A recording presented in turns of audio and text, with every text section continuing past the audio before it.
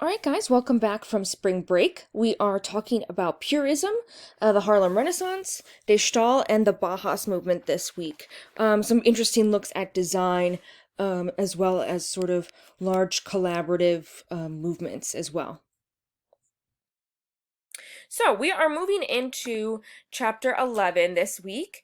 This is Amadeo Modigliani, and he's one of the artists we're going to start with here. And he was born to a well-to-do family in Italy, and he does move to Paris, and he joins, oops, went the other way, Los Maudits. And it's a subgroup of the School of Paris, which stands for the Cursed.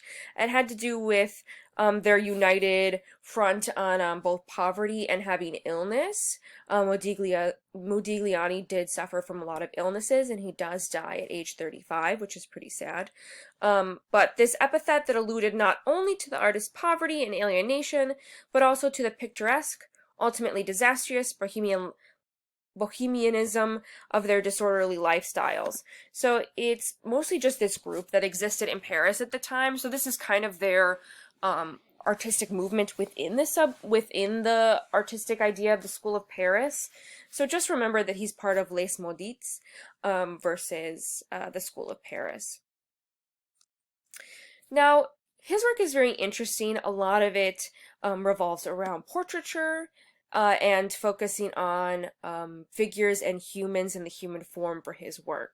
The book kind of mentions that Modigliani's work very much reflects sort of the elegant features of archaic art, yet it sort of doesn't mention where this idea comes from. So I wanted to give you sort of an idea of what that looks like. So when I see Modigliani's work here on the left, this is a sketch.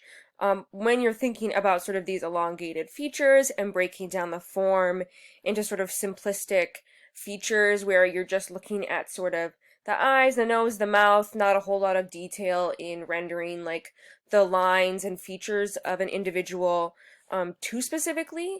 I think about something like the New York Chorus. This is a Greek sculpture, an early Greek sculpture. This is sort of the idea that I have, that very much looking kind of like Modigliani's work and looking at sort of ancient representations of individuals, if that makes some extent, where you have sort of these almond eyes and elongated features, maybe not as naturalistic as you would think when looking at sort of modern art and the depiction of individuals. So, for example, you've probably seen Modigliani's work before. He's pretty popular and well known as an artist in the way that he portrays his figures.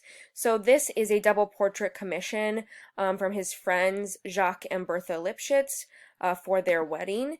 And although it only took him 2 days to paint, his friend sort of insisted on random charges to pay him for the 2 weeks of work.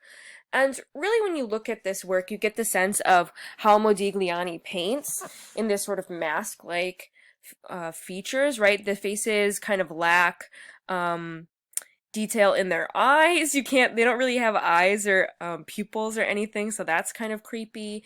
But it's supposed to give you sort of this mask-like look to their faces. You have that that also depicts kind of their personality.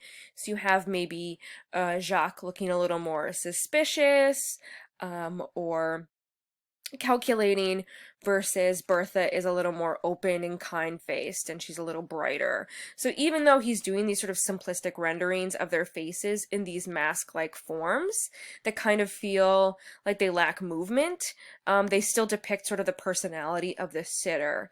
And these are some images of Jacques and Bertha Lipschitz. I couldn't find any really good images, but you get the sort of the sense of how they look and then how Modigliani paints them. He is also known for his portrayal of nudes. This is nude from 1917 from the book. And he often paints nudes this way, with focusing on the center of the figure with the legs cut off. And again, you can sort of see his simple way of rendering the form. You have this dark line that moves to sort of outline the female's body, and then you have some coloring in of the skin and some change in shade to show like her stomach and the lines in her stomach or in her breasts or in her arms, but it's definitely sort of reducing that color to render the form, right? You also have that he's definitely looking at classical Venus images. You get the sense that this kind of is like Titian's Venus of Urbino that influenced Manet, in that you have this kind of point of view about the figure. But where Modigliani pushes it in the way that he renders the figure, as well as the viewer sort of feels like they're standing over the female, establishing a perspective that implies the subject's sexual availability to the artist or male viewers. They feel sort of blatantly sexual, coy, or flirtatious, and this is sort of moving towards the more modernized version of nudes, which is they're more eroticized and sexual and sort of showing the sexuality of women in general. This work was actually considered very highly erotic at the time, and when he displayed nudes, he did get the police sort of involved because they felt that there was too much pubic hair in these paintings, which I find interesting and random, because you can look up Courbet's Origins of the World, and pubic hair has been painted quite vividly for quite a while, but it sort of caused quite a stir in the salon community, and caused the police to show up because of the pubic hair for whatever reason.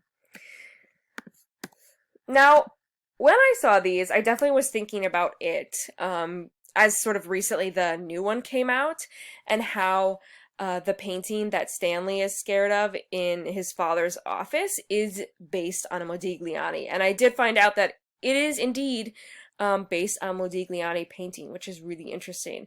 And so originally, the director of this film, of it, the original from 2017, was kind of scared of Modigliani paintings because of these elongated features of the female. And I found a quote where he said, "It's a literal translation of a very personal childhood fear," Muschietti told the site, narrating the scene where Judith first appears. "In my house, there was a print of Modigliani painting that I found terrifying, and the thought of meeting an incarnation of the woman in it would drive me crazy." He continued describing the late Modigliani's work. "He often does these portraits with elongated characters. His visions of humans were with elongated necks, crooked faces, and empty eyes most of the time. It was so deformed that as a child, you don't see that as an artist style. You see it as a monster." So it is funny, if you've seen this movie, that this director is painting or using this image very much based on Modigliani. And I'll put in the links that you can click on this clip if you haven't seen the film. So we are now moving on to Purism. This is the other artist we're focusing on from chapter 11, and this is Le Corbusier. So this is kind of an interesting movement and kind of a subsection of Cubism, influenced a lot by Le Corbusier, who is an architect. And it was supposed to be where objects are represented as elementary forms, devoid of detail. And this was, again, another attempt to sort of restore regularity in the world that kind of feels torn apart by the war. And so I don't necessarily want you to focus on this work by Le Corbusier, although I'm showing it here. I want to talk more about his work as an architect. So Le Corbusier, aka Charles Edouard Jeanneret, was a very important French architect who developed important concepts in this half of the century. And by the time he was creating this work that we're going to focus on, Villa Savoye, he was already pretty well known for his depiction of modern architecture. And he really develops this whole theory about how buildings should be created. And he had this sort of idea about the perfect piece of architecture. And so this is considered one of his last white purist villas, Villa Savoye, and we're going to talk about that and how it sort of relates to his ideas about purism. So he wrote this book, Toward an Architecture, in 1923, and he really wanted to focus on how to make sort of the most perfect building, the most perfect modern building built for the modern individual. And so he applied ideas that combined two apparently opposed formal systems, simplified Doric architecture of classical Greece, and the clear precision of machinery. And he referred to Villa Savoye as a machine for living. So he wrote this book, this is from his book here, in which he combined ideas of these Greek temples with the idea of a car or a piece of machinery, right? Thinking that the house is a machine or an object that you can use that becomes sort of your machine and your source of life and sort of moves you through your life as an individual. And so he also thought about Villa Savoy in connection with temples, in that this house would stand sort of amidst a field like an object without disturbing anything around it. So again, kind of like when you think about a Greek temple that's placed up on a hill, like a place for worship or solitude, he was very much thinking the same way about Villa Savoy here. So we're going to talk about the 5 points of new architecture that Le Corbusier believed was sort of the central elements to developing the most purest piece of modern architecture. So there are 5 total. We're going to go through them. I'm going to show you elements in this house, Villa Savoy. So the first was to elevate houses above the ground on pilotis, which are freestanding posts or slender columns, as you can see here, to allow air to circulate beneath and allow continuity of the garden. So he wanted to raise up the building on sort of stilts in some capacity, calling them pilotis, right, or slender columns, to sort of heighten it so that you can move underneath it and around it as well. He also painted that lower area green, as you can see here. Although he's very much focused on whiteness in the building, he painted the bottom green that it would kind of blend in with the space and nature around it. The second was making roofs flat for use as terraces to bring nature into an urban setting. So on top of Villa Savoy, you'd have all these little flat terraces that you could plant plants on, and you could spend time outside without actually sort of going outside, right? It's still part of your house, and you can move freely from indoors to outdoors. He believed very much in the health and benefit of fresh air and sunshine as well as leisure time. So the house, in a sense, was a machine designed to maximize leisure in the machine age. So again, thinking about Le Corbusier is trying to maximize sort of leisure as well as the ability for the house to do different things. So the ability to move in and out, outside, in and out of nature as easily as possible. Here's this other image as well, that you could walk up these ramps or stairs to get to different levels of the terraces here.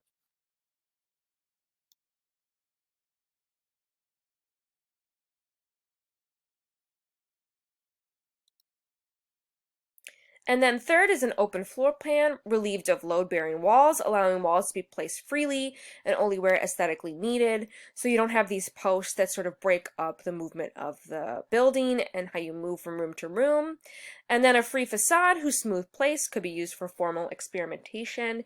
So in that, having these white walls that you could use sort of in whatever capacity you like. So you can see, right, these white walls and sort of the smoothness of the texture in the building.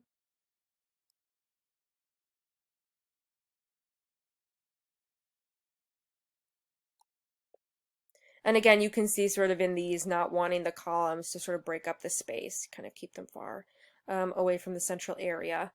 And then the final one is using ribbon windows, which are windows that run the length of the wall, providing illumination and ventilation.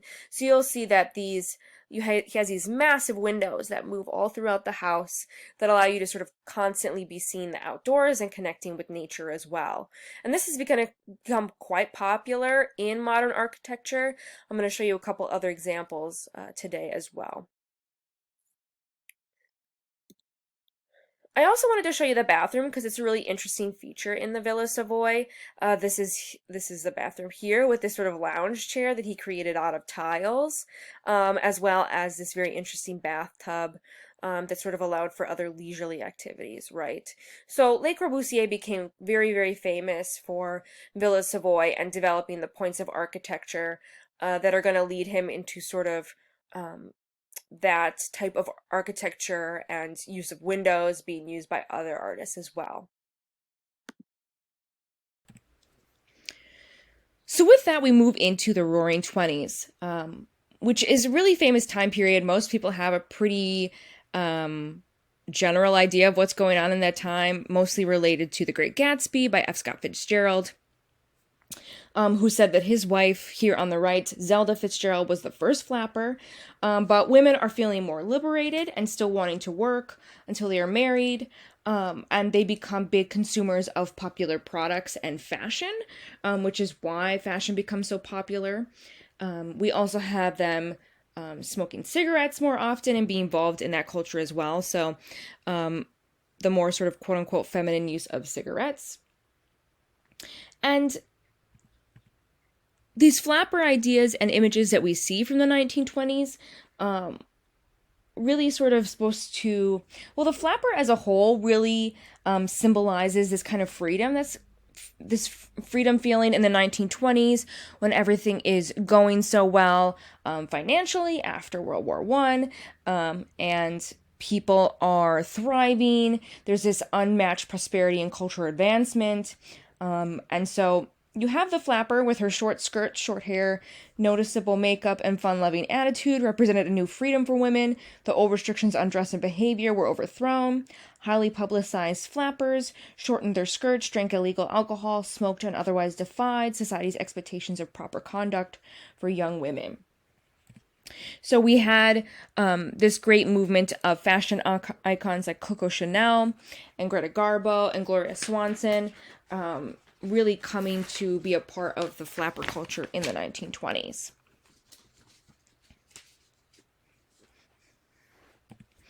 On the other hand, we also have the Harlem Renaissance going on, which is originally known by this name by Alan Locke. And this is a great movement for Black individuals, Black men and women, specifically in New York City, in Harlem, or in New York and Harlem, that is.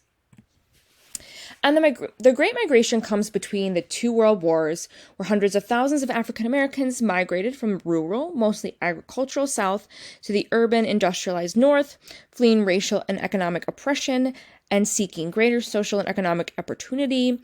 This occurred between 1916 and 1917 with the relocation of around 6 million Black citizens. So as you can imagine, with a lot of the laws that are being passed and Black men and women wanting to vote, as they should be allowed to. This is not occurring in the South, and so there is a great migration out of the South and out of these slave states to work and to thrive in other states and countries as well. Other states and not countries. Milwaukee being on there as well as one of the cities that they move towards.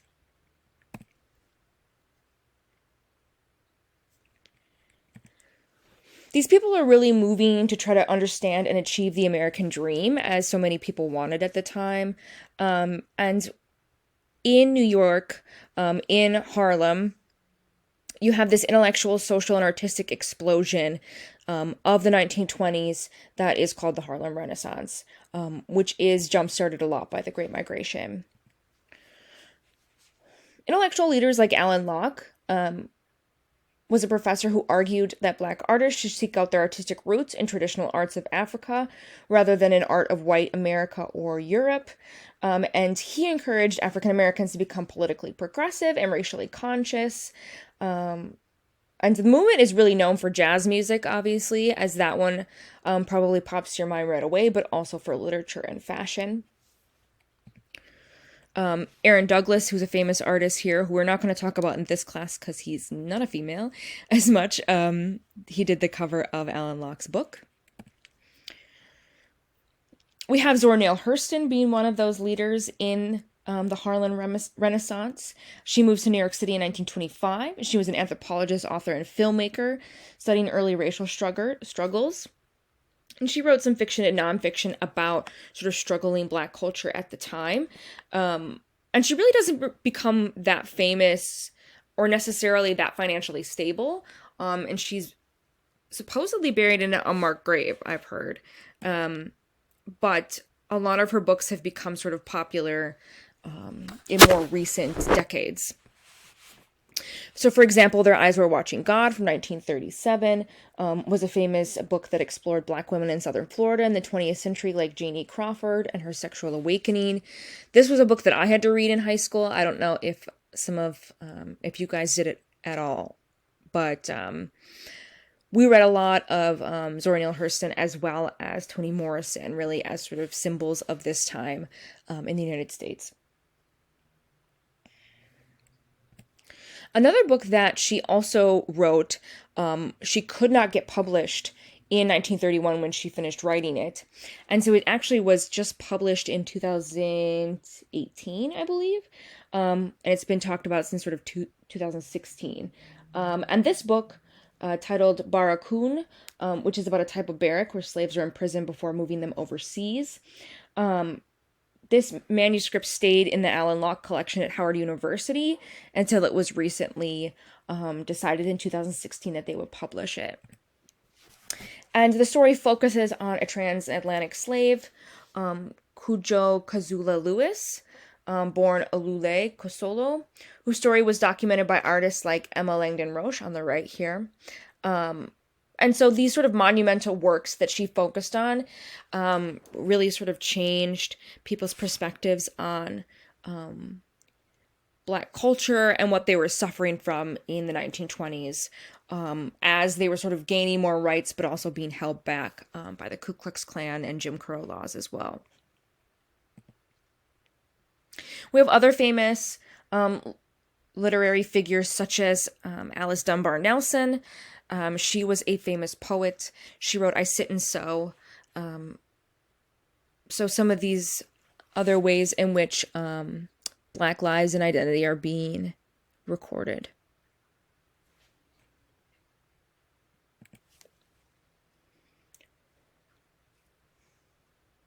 Alan Locke would go on to encourage all of these very famous musicians, probably some of the most famous musicians that we know that are creating some of the most famous work, like Duke Ellington and Billie Holiday in the 1920s, and the creation of their sort of understanding of jazz music in New York City in the Harlem Renaissance, as well as figures like Ethel Waters, Ella Fitzgerald, of course, Louis Armstrong,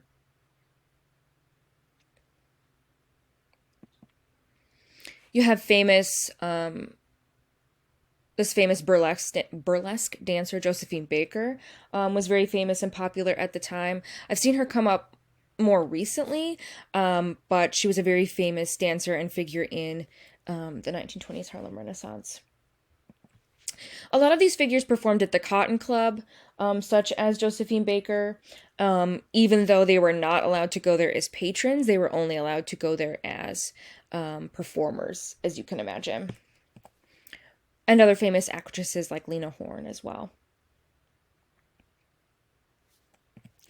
Similarly to flapper culture in the 1920s with white women, you also have Black women engaging in that as well, in the shorter skirts and the shorter hair. And this is encouraged from, with the publication in 1945 and 41 of sort of these Black American mainstream magazines like Ebony and Jet magazine, which are very important in when we're looking at sort of white women and this culture of how they're being represented in the news media, in magazines. We don't see the same thing in Black culture and Black magazines, so we're going to see that. I'm going to show you some of that as well to sort of give you an idea of how women are being represented. We also have that men are wearing zoot suits, which you've probably heard of before, maybe knowingly or unknowingly. They were considered wide-legged, high-waisted, peg-top trousers with long coat with a padded shoulders and wide lapels. You often wore it with a wide-brimmed hat, colored socks, white gloves, and Chesterfield coats. So here's Caleb Calloway on the left wearing a zoot suit. There does come a lot of controversy about zoot suits Zoot. I sound silly saying it. I feel like it's like when you're playing something on a kazoo. Is that weird? I don't know. You have the Zoot riots in 1943 in Los Angeles, where you have American servicemen stationed in Southern California against Mexican-American youth in the city. American servicemen and white civilians attacked and stripped children, teenagers, and youths who wore Zoot suits because they considered the outfits, which were made from a lot of fabric, unpatriotic during World War II. It's during World War II, they're trying to conserve materials, and so servicemen find it unpatriotic that people are engaging in sort of this fashion statement. So the Zoot Suit riots are part of that, with this sort of racism against Mexican and Mexican Americans. There's also the killing of other young Latino men, coverage sort of because of the Sleepy Lagoon murder trial in Los Angeles. And so there's a lot of sort of violence and fear going around the separation between white and non-white figures in California, as well as New York City and other locations, as you can imagine.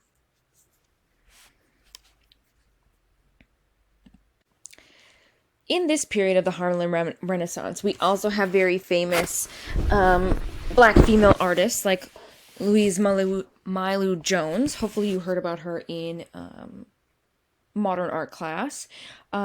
She was a very important figure during this time, originally sort of working in textile design before focusing on the fine arts and focus on African and Caribbean work and her experiences with that. She often traveled to Africa and to look into sort of these ideas of the Black experience that Alan Locke sort of discussed in some of his conversations about the Harlem Renaissance.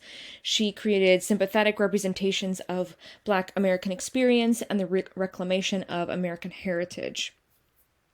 So in something like Les Fiches from 1938, you have 5 masks from 5 different distinct African ethnic styles. These masks overlap and convey a mysterious spiritual dimension summoned by a ritual of dance, and became an important African image for Black people in the United States. We also have other works like Ubi Girl from Thai Regions, 1972. She makes her first major trip to Africa in 1970, visiting 11 African nations, and was inspired by what she saw, merged it with flat graphics and image sampling with pop art. And so you have this image here, focusing on a sculptural profile from the Ivory Coast and African textile patterns. She also could create a work focusing on Josephine Baker from 1977, really sort of depicting her dancing with her sort of feathered outfit that she wore. Other major figures like Augusta Savage were big in the Harlem Renaissance as well. She battled a lot of racism and attempted to secure a place for Black women in the art world. She became a part of this big scandal that kind of is something that she's really well known for, because she was among 100 young American women selected to attend the summer program in Paris. But once the French realized that she was Black, they refused her application based on race. And it was of this particular work. And Herman A. McNeil denounced the decision, attempting to make amends by having her study with him. And on the strength of her works with his help, she was able to make money to study in Paris on her own. So it was based on this work, Gammon, from 1929, in which she created this sculpture, which really is supposed to look like a sculpture in bronze, which it really does. So she created this piece in plaster and then painted it. She said it was inspired by a homeless boy on the street, or even others say that it could be influenced by the depiction of the artist's nephew, Ellis Ford. But the word gamin means street urchin. The figure's wrinkled shirt and cap emphasize his impoverished appearance. And he has sort of this thoughtful, wise expression on his face, suggesting he has seen a lot of hardship. Maybe how she would have felt trying to kind of make her way in the Paris art scene at the time.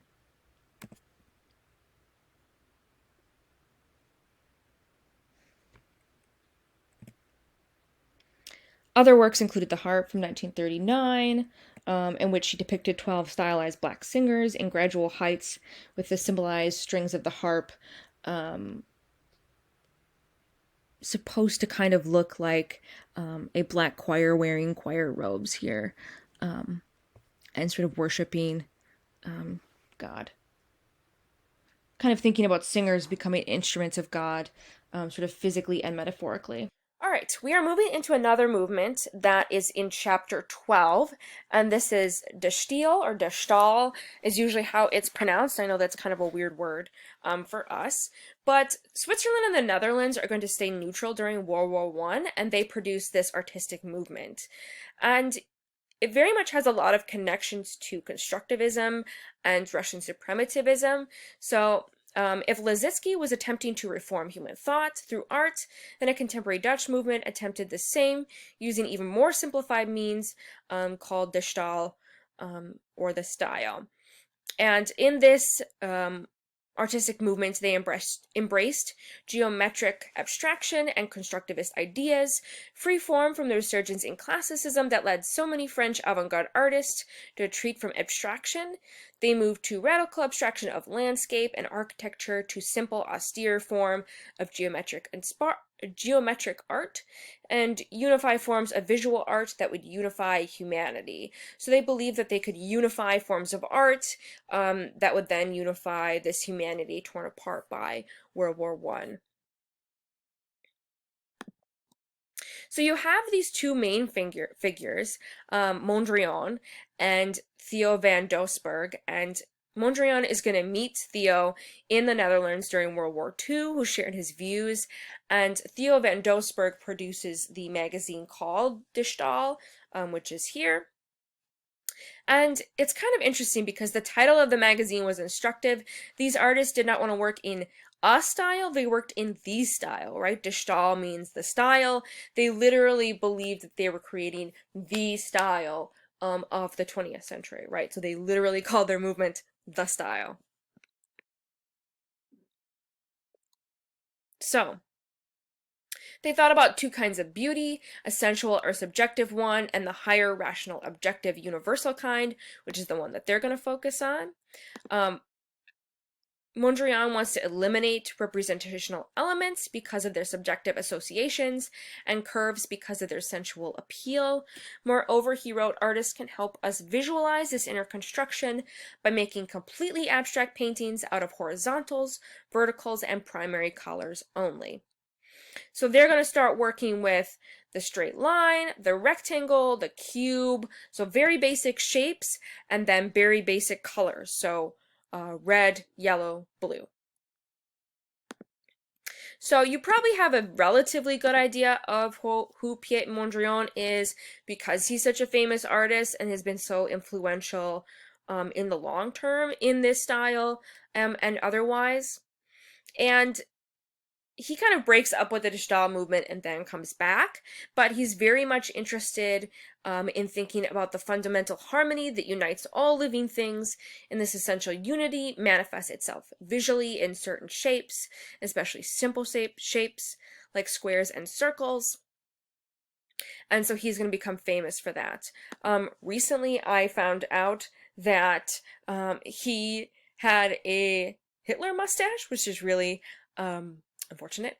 And so I saw this picture and I just had to put it in here, that we're coming up here on World War II, and I read the caption of this image was, Mondrian had this mustache that he would soon regret, or something, which I just think is hilarious, because obviously this is not just a Hitler mustache until Hitler wears it, and then it becomes a Hitler mustache, right?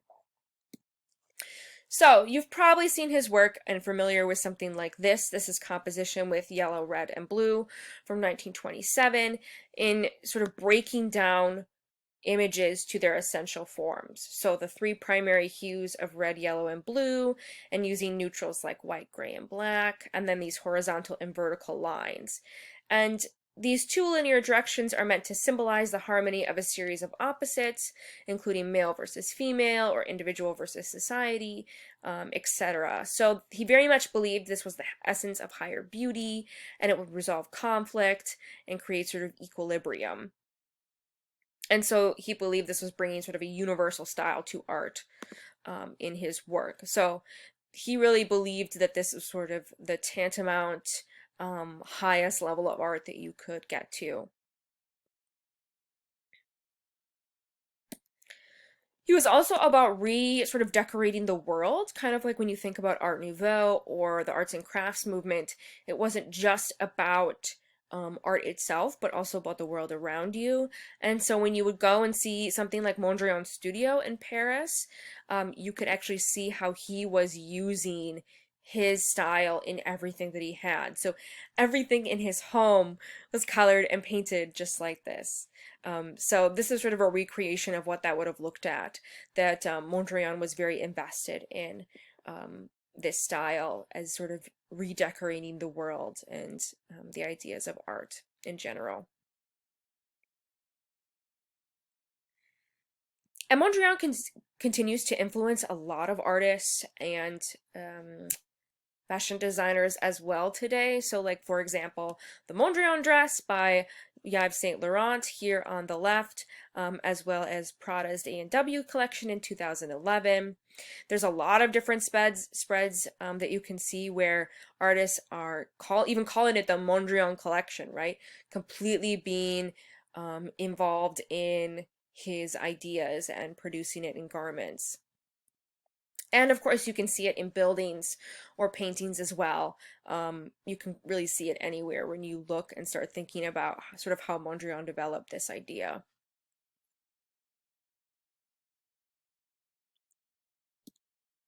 Gerrit Rietveld is the other Gestalt artist we're going to stop at for a second here, as he very much used these ideas to produce architecture as well as furniture design.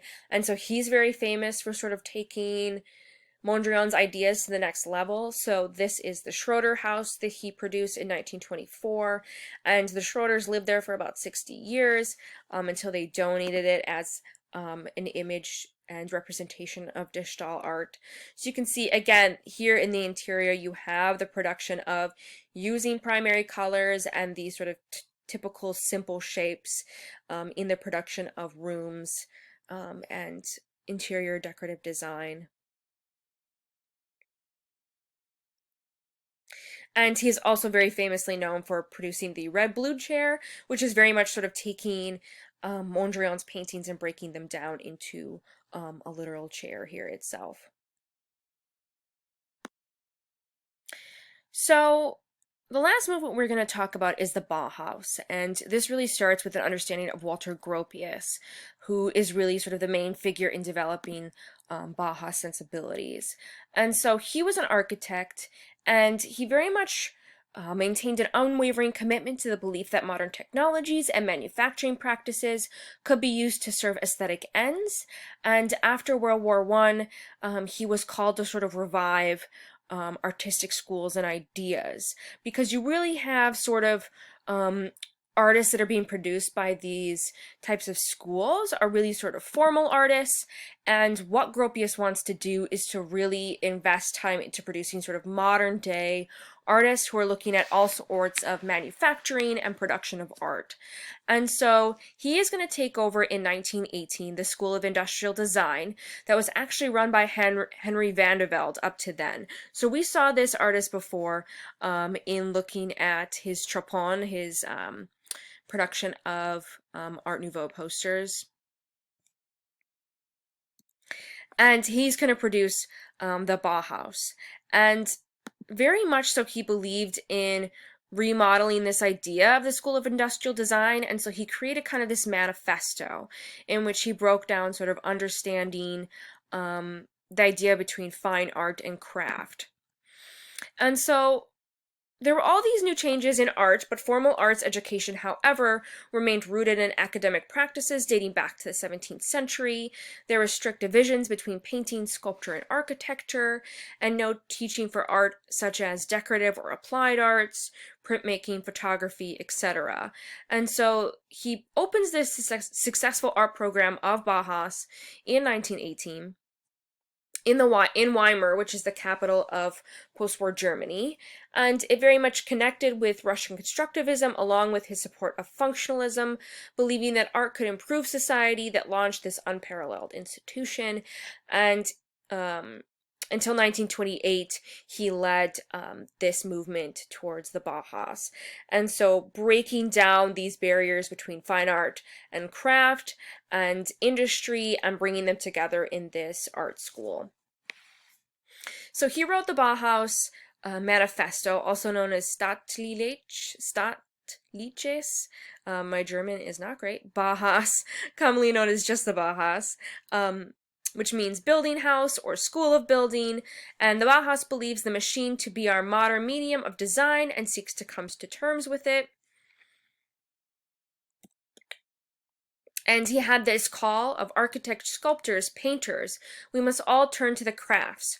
Art is not a profession. There is no essential difference between an artist and a craftsman. The artist and his exalted craftsman, in rare moments of inspiration, moments beyond the control of his will, the grace of heaven may cause his work to blossom into art, but proficiency is his craft is essential to every artist. Therein lies a source of creative imagination.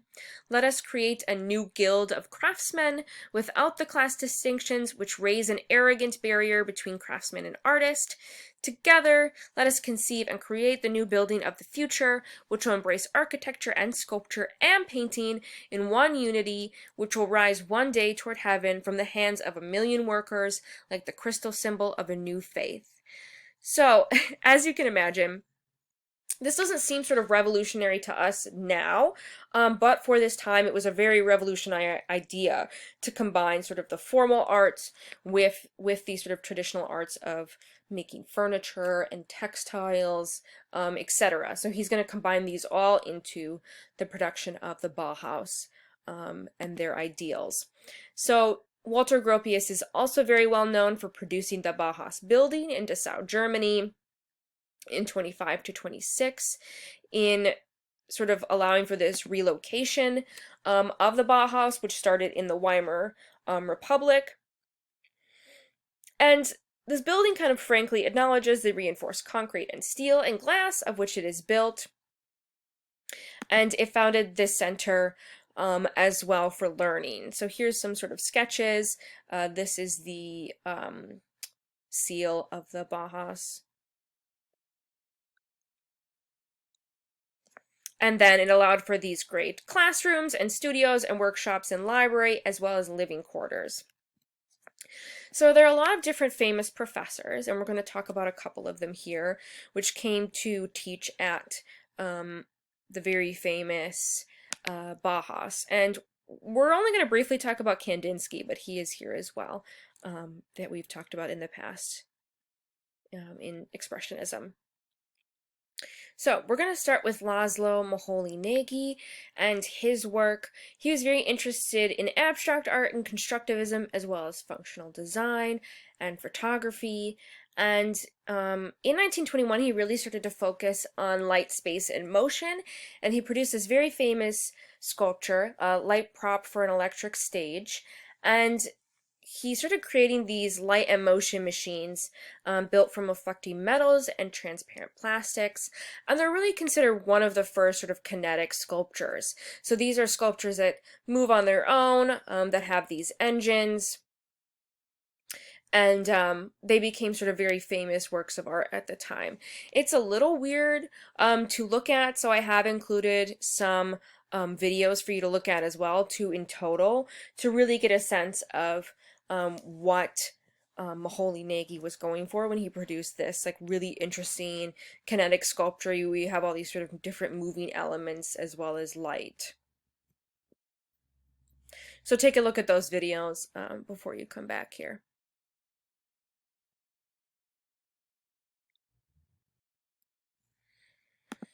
Another very famous artist is Joseph Albers. He entered the Bauhaus in 1920 as a student and 23 as a teacher. And he marries Annie Albers, who was a German-born American textile and artist and printmaker.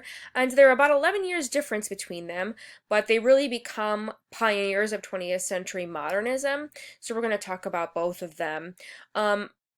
Unfortunately, close to when the war starts, they leave and move to Black Mountain College in the U.S. and develop sort of vocabulary for creating work there. And so Joseph Albers' most successful and powerful works are the Homage to the Square. And he sort of settled on this idea because he really wanted to understand color theory that he famously taught at Yale, and to think about sort of the physical fact and the psychic effect, and thinking about interior squares and colors, and sort of how these relationships and ideas could be thought through. So he produced an innumerable set of squares in which he had each one of these different sections a different color, and thought about this representation of color and theory and shape over his entire lifetime. So he would place this interior square near the bottom of the canvas, and the size of the color bands at the bottom and top are doubled, and bottom bands at the bottom are doubled, and each side as well as tripled at the top. And then he would restrict this format into these bands of colors, and then you would be able to sort of see the different effect that each color had on one another, such as it would make the square seem like it's moving towards you versus maybe moving back into space as well. So really something that he spent a lot of time thinking about and theorizing. I personally actually find Annie Albers' work much more interesting. This is her weaving at Black Mountain College in 1937. She was very invested in textile production and rethinking texture and color, and producing these textiles that are very modern in the way that they look. And so she used all sorts of metallic threads and horsehairs, as well as traditional yarns and raw material, to make these really famous works of art. So you can see in some of these images, this is a design that she would do before she would weave, sort of breaking down what she would create, and then producing these really fantastic modern textiles. So really sort of the simplicity of form that you can see in her work is really, really interesting, and the way that she's experimenting with textile production.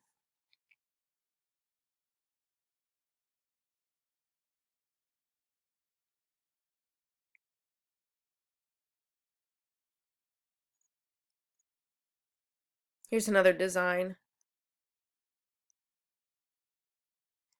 Here's one of her works hanging in the Camino Real in the lobby at that hotel.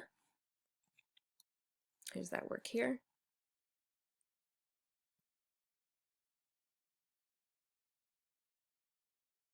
I mean, I'm just fascinated at how like intricately you'd have to weave all of these different layers, right? And think about the way that she designed these works is fascinating to me.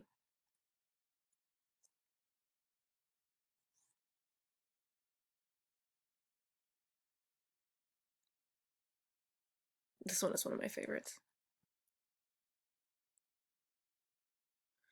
And although Annie and Joseph never really collaborated on art as individuals, they really worked and bounced off one another, and they produced these Christmas and Easter cards that they were really well known for, that they sent out to friends and family. So you can kind of Google them and look at them. They're very fun and weird and interesting, and very much kind of in this modernist style.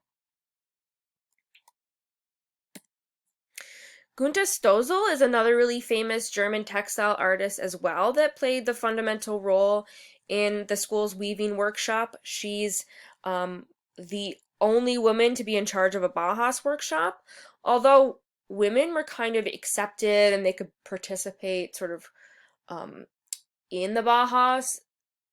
Walter Gropius had sort of a negative view of women in this school, which is kind of interesting in that if you're trying to break down barriers, why you don't accept half the population, I don't know. This was a quote, I believe, from the book that although initially women were given equal status at the Bauhaus, Gropius grew alarmed at the number of female applicants and restricted them primarily to weaving, a skill he deemed suitable for female students. Like, why, Walter Gropius? But lucky for us, we have some really great and interesting textiles that are produced. So Stoll's, very similarly to Annie Albers, is playing with the construct of textiles. So here's one with cows in a landscape. This is abstracted, but you can kind of see them on this farm here with this fence. As well as some of her more abstract works as well, that really created kind of depth and style and color. This would have even been even harder to produce. You can imagine sort of thinking each section individually, but then having to do them one line at a time across.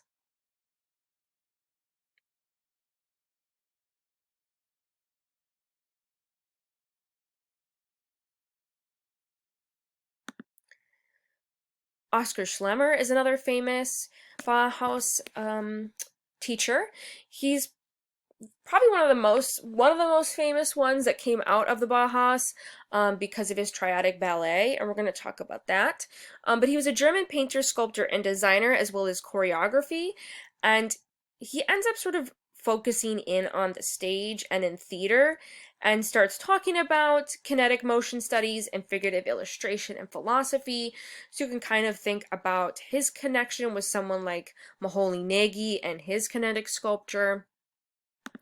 And he produces the Triadic Ballet in 1922, in which costume actors were transformed into geometric representations of the human body, in which he described as a party of form and color. They wore hoops and spheres and circles and cones and shapes, and then produced this sort of theatrical image. It was very sort of subversive, but also unashamedly modern, and really sort of thought about this figure in space and kind of creating shapes that dance, right? Breaking down still to geometric shapes and images, but then having them on human bodies. So I have a video that was on that first slide that I'll put in there because you really need to watch the Triadic Ballet to get a good sense of what you're looking at, because it's so gorgeous and weird that it's hard to sort of picture in just images. Like if you look at something like this, I mean, look how crazy this is, and weird and interesting, and how people would have been sort of so shocked by this idea in the 20th century.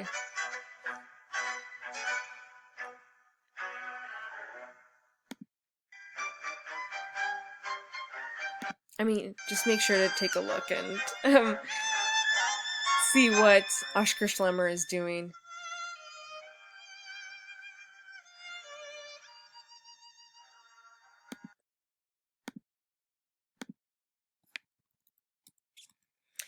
The next artist we're going to talk about is Marcel Brewer. He's very much invested in interior product and graphic design.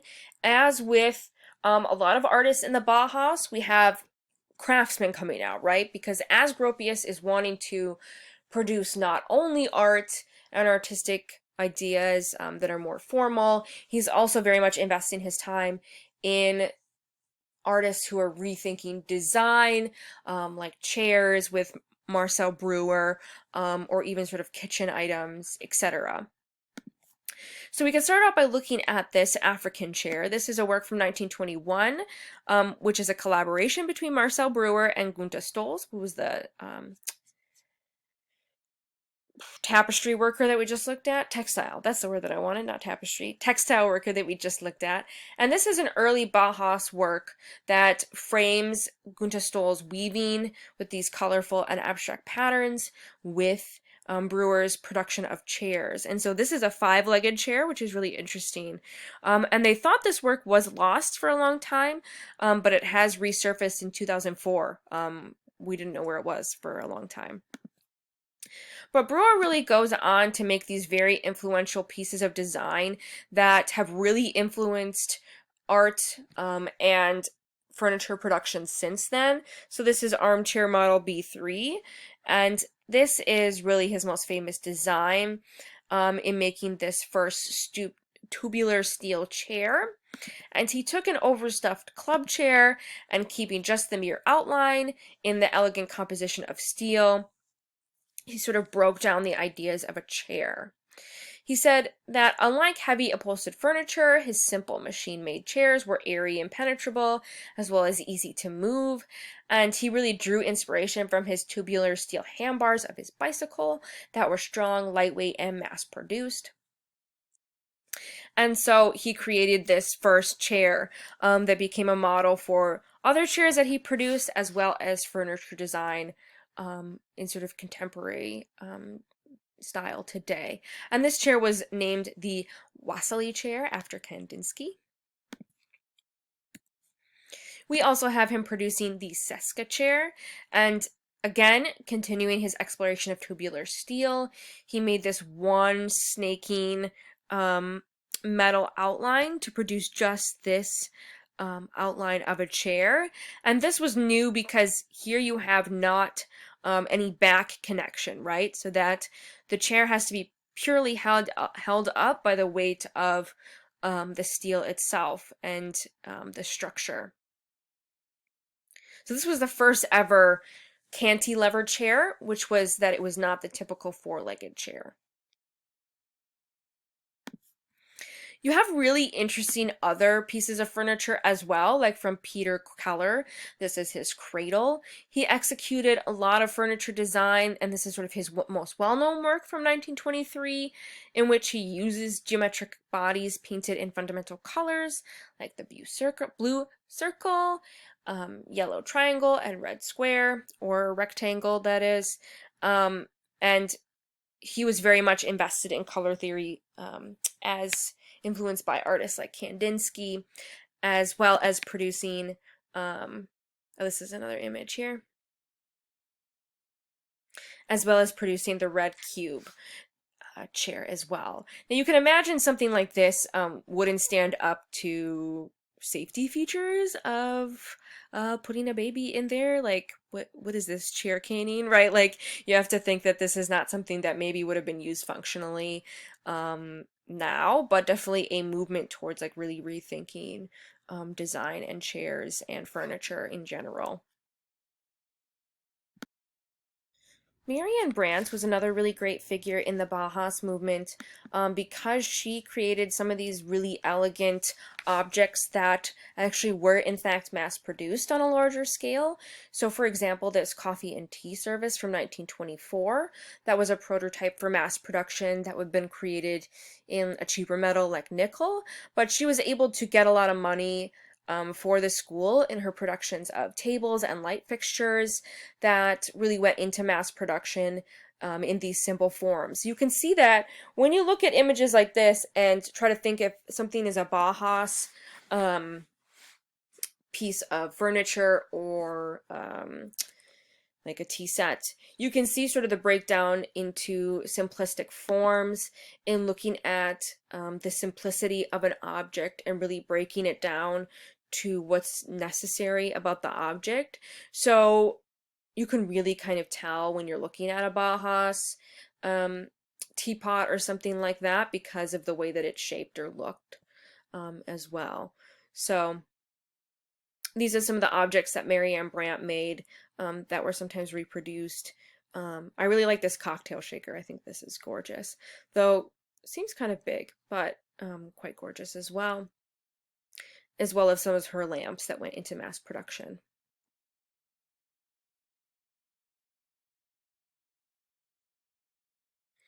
I like that the book brought up Nam Gabo. He was kind of a fun and interesting addition in looking at his work.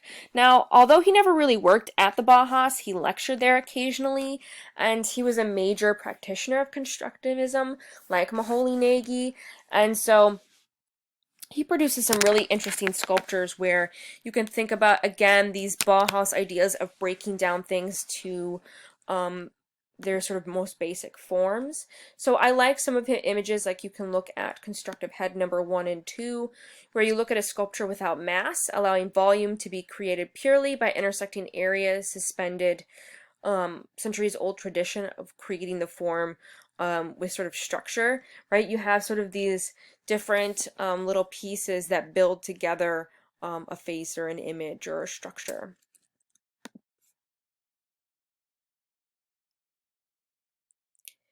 Most of his really well-known works are these linear constructions in space. This was one of his big innovations of the 1940s, in which he used webs of nylon string that were attached to interlocking sheets to create these very transparent, delicate, weightless sculptures.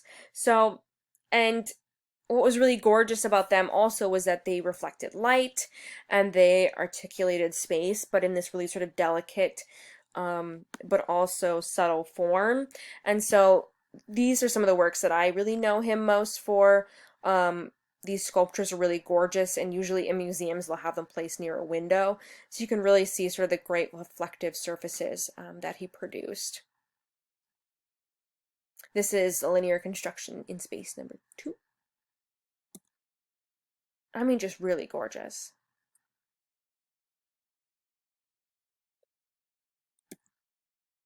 We are going to dabble a little bit here in architecture again, and just briefly touching on it to sort of show how we see Bauhaus interacting with Le Corbusier and ideas about modernism and purism as well. Mies van der Rohe is one of these figures. He was an architect who built his edict "Less is More," which was very synonymous with the modern movement and international style. He had a great impact on the skylines of American cities, and he had a big rivalry with Gropius, and so he's sort of the last director of the Bauhaus and very well known for his architectural images that we're going to just stop into here briefly. So the Seagram building is one of them, and he produced it with Philip Johnson in 1958. And this was able to occur because Phyllis Lambert, who was the daughter of the owner of the man who was going to produce this building, who was working to produce this New York skyscraper, said that he should make it a monument to modern arts architecture. And so she's able to get Mies van der Rohe and Philip Johnson to work together, which was kind of a weird choice. Not only because the Phyllis Lambert was from the Jewish Bronfman family, and Mies van der Rohe was kind of an opportunist German artist, and Philip Johnson was a known fascist and anti-Semite. So here you have a Jewish family choosing anti-Semitic artists, which is weird. But regardless, they produced this really, really famous work of art in the Seagram building. And it became a statement of the slat principle, which was absolute symmetry within a broad plaza, lightened by balanced details of fountains. It had a large skeletal structure with delicate framing, as well as the materials of bronze and amber glass lend the exterior an opaque solidarity that does not interfere with the building as a whole. So it was a really famous image and became a really famous building to sort of the building of New York skyscrapers at the time, and sort of this investment in steel and windows and framing, etc. I really like van der Rohe because of his production of a lot of different houses. He and Philip Johnson are really well known for creating these little houses. This is the Farnsworth House, which was built for Edith Farnsworth, who was a doctor, and it's in the Chicago downtown area and joins up with the Fox River. And it was this floor-to-ceiling building where you have these two steel slabs on the top and bottom that kind of sandwich the interior in the center with exposed steel and structural areas painted white. So again, connecting kind of with Purism. Like Le Corbusier, he believed that inhabitants should be in conversation with nature, architecture as a tool to help reconcile the individual spirit with the new mass society in which the individual exists. And so this was his famous house, the Farnsworth House, in which connecting with nature and sort of purist and international style as well. And here are some nice little chairs by Brewer, right? And then you had the more famous counterpart, which is produced by Philip Johnson. He made the Glass House in 1945 in Connecticut, where he actually lived for 58 years with his companion David Whitney. And I find this work a little more well-known, a little more successful, and really kind of gorgeous. If you can imagine sort of living in a glass house where everyone can see you. So they're kind of off in nature, but at the same time, like, would you be wanting to walk around naked in your house with these all glass windows? It's a very interesting way to live and to think about life, but also connect again with nature as well. So you can see sort of the connection between these outdoor spaces with the indoor spaces. And what's really kind of gorgeous and interesting is you have sort of the one space that the outside world can't see, right, is the center area, which is the bathroom, thank God, right, which is here as well. And another very interesting space within this house. You can kind of see this bathroom closed off from the glass house.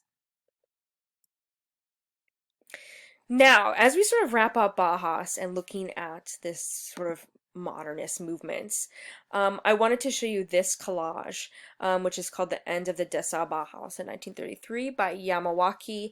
And it was a collage because it became a symbol of the closing of the Bauhaus. And so what ends up happening is because of World War II and the Nazis starting to take over, we do have the Bauhaus being closed down permanently by Nazis and German officials, and so they forced the closure here.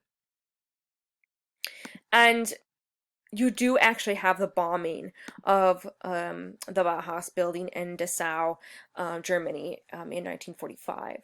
And luckily, it did become a UNESCO World Heritage Site in 1972, and so they just finished renovations in 2006. So the building is back to its sort of original glory as much as they can. So and Bauhaus was lucky to celebrate 100 years of Bauhaus last year in 2019. But really continue to think about the effect of Bauhaus and de Stael and all these artists on sort of modern art as we move into sort of talking about World War II and surrealism next week as well. So we'll really break down and start really thinking about surrealism and American art in lecture next week. So I will talk to you then.